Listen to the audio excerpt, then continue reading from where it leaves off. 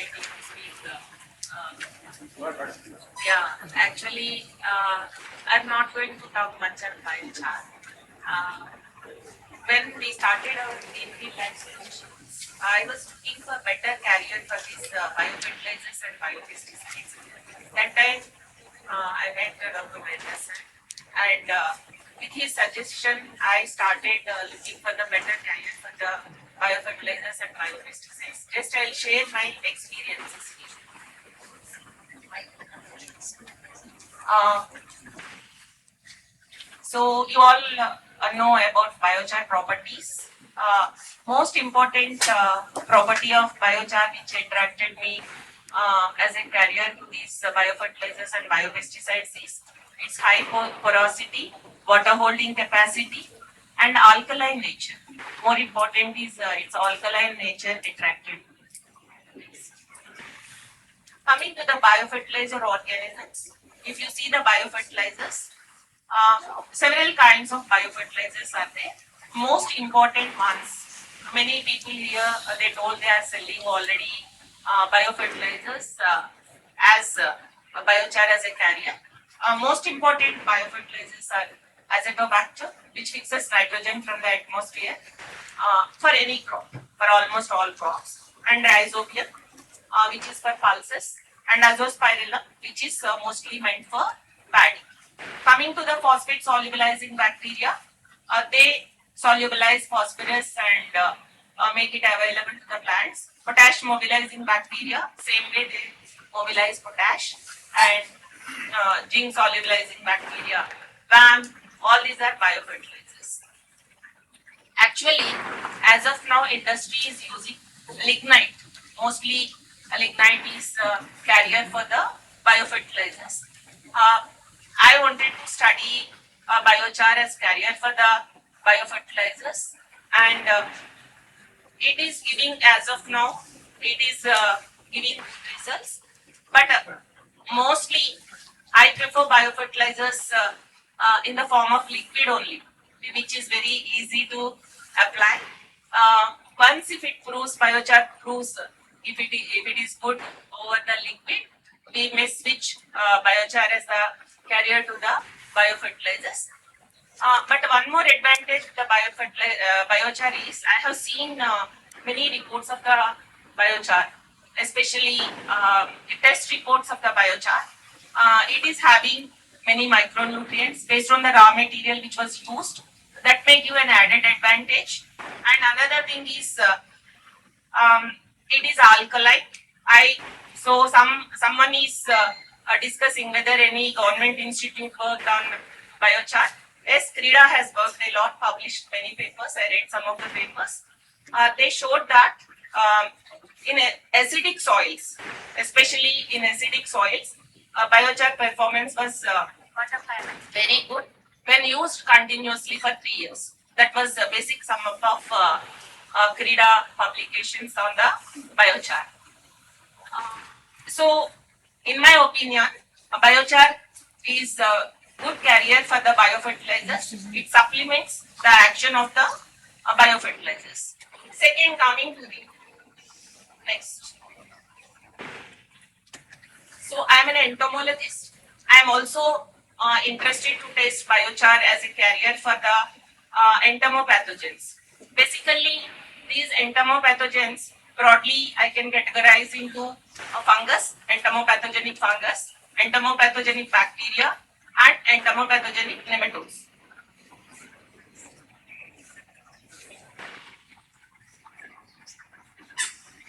So, apart from this, my husband is a pathologist.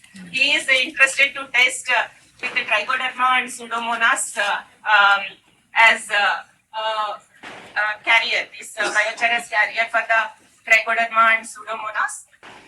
For Trichoderma and Pseudomonas, it is giving good results on the periodical testing. Mostly we are focusing on shelf life. Shelf life is more important. The count of the microbe, CFUs are to be maintained over the period, that is called shelf life. Periodically he is testing, and it is giving good results with the Trichoderma and Pseudomonas. Next.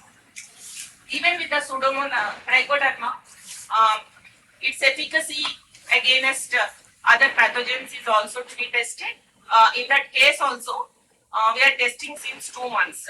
Actually, these tests are not yet completed, but as of now, it is giving good result. Next. Coming to the my interest of biochar using as a carrier for the entomopathogenic fungi, entomopathogenic bacteria, and entomopathogenic nematodes. When it comes to the entomopathogenic fungi, like Bavaria bassiana, Metarhizium anasaphrae, where it is used to control soil insects. Bavaria bassiana is a very broad spectrum one, and we can use to control soil insects, which is giving good results. And coming to the other one, Metarhizium, which is used mostly to control soil insects like coleopterans and all, which are coleopteran grubs and all, it is giving good results. But I have to confirm with verticillium, which is used to control sucking pests. It is to be sprayed on the crop. How biochar formulation can be sprayed on the crop? I am seeing and trying to test it. The results has to come.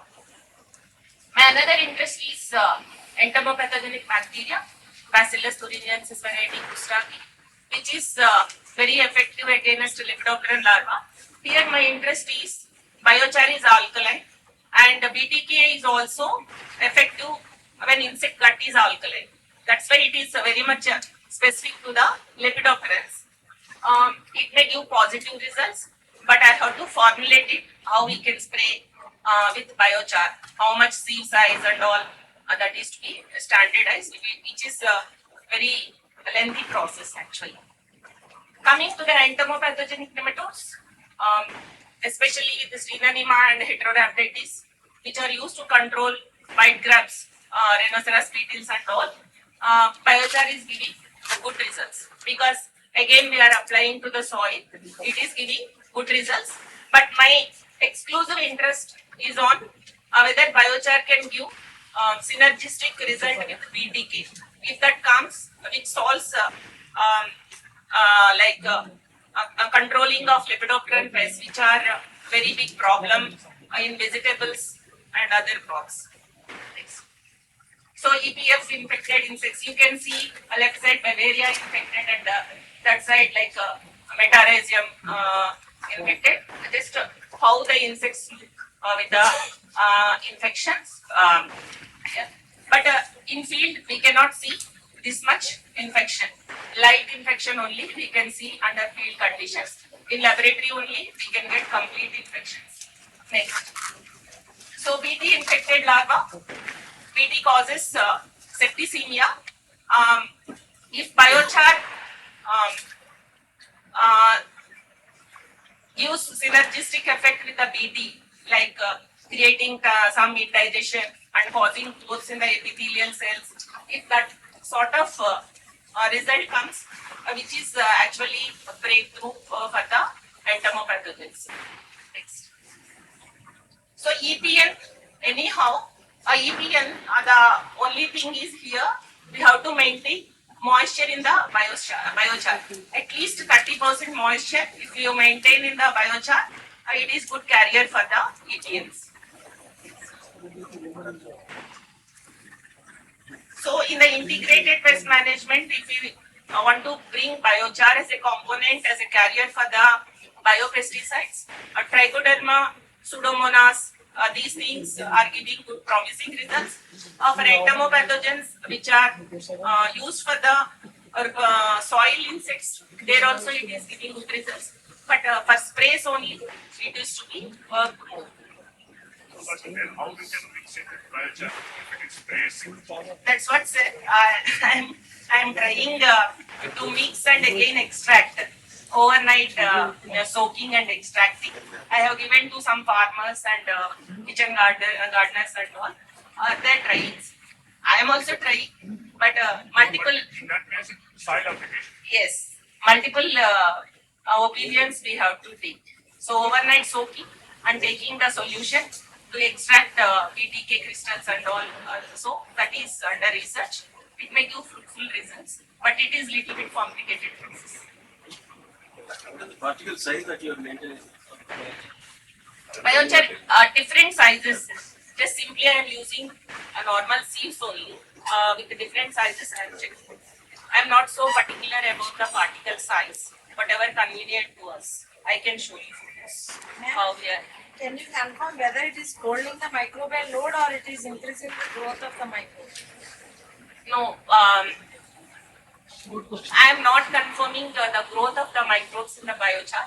I am confirming only whether it is maintaining the count or not. That's why I'm asking, ma'am. For example, as per the Indian standards, 1 into 10 to the power 7 colony forming. Yes, it's 2 into 10 power 7 Yes. trichoderma and remaining 1 into 10 power. Yes, ma'am. For example, if initially 0th day you have added into the biochar, Yes. then for example, you have conducted the trial incubation studies up to two months. 2 months. Same population it is maintaining Counts or maintained. It is counts maintaining. We have to see not only counts. Anyhow, counts are maintained, but we have to see the secondary metabolites also, how they are acting. any in the toxins biochar. or exotoxins are released by the microorganisms? That or much how- I have not checked. Only count only I am checking with the serial dilutions. As of now, I am concentrating only on count. But that is definitely a good question. Are you checking the pH and the EC of this whatever you have enriched with the biochar? Ma'am, I am taking whatever biochar I am getting from the people along with the test result of the biochar. So that pH only I am considering. But now I am planning to neutralize pH with the humic acid or fulvic acid. But that is not yet started. I have to start it, how to neutralize it with the. Because no, ma'am, stabilizing pH is the big headache. Yes. So for that only I am thinking of humic acid and fulvic. It is very young research, only 2 months old research. And I am myself, my husband and some kitchen gardeners and some farmers are helping. And based on the reports of the CREDA and all, I am focusing on acidic salts mostly. Obviously they are giving good results.